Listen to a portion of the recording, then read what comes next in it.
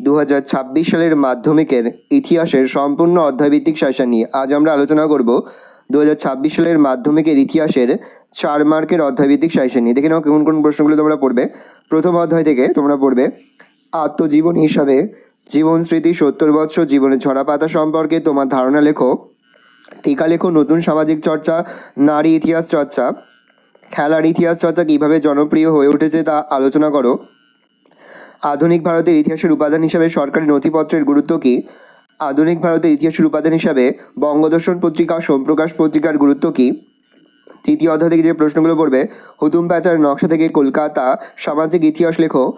রামকৃষ্ণের সর্বধর্ম সমন্বয়ের আদর্শ কী? নারী শিক্ষার প্রসারে ঈশ্বরচন্দ্র বিদ্যাসাগরের ভূমিকা সংক্ষেপে আলোচনা করো। পাশ্চাত্য শিক্ষার বিস্তারে রামমোহন রায়ের অবদান আলোচনা করো।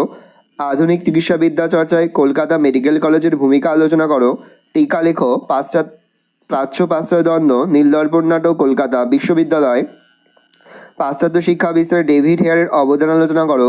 হিন্দু প্যাট্রিয়ট পত্রিকা থেকে 19 শতকে কোন সমাজচিত্র পাওয়া যায় তা আলোচনা করো। উডের নির্দেশনামার সুপারিশগুলি লেখো।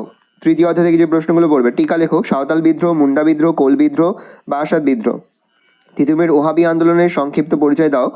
ঔপনিবেশিক সরকার কী উদ্দেশ্যে অরণ্য আইন প্রণয়ন করে? নীল বিদ্রোহের বাঙালি শিক্ষিতদের মনোভাব সংক্ষেপে আলোচনা করো।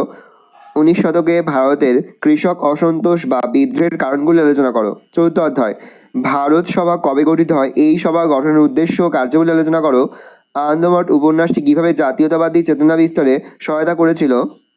গোড়া উপন্যাসে রবীন্দ্রনাথ কী বলতে চেয়েছেন? টিকা লেখো বর্তমান ভারত ভারত সভা। মহাবিদ্রোহের প্রতি শিক্ষিত বাঙালি সমাজের কী মনোভাব ছিল তা আলোচনা করো।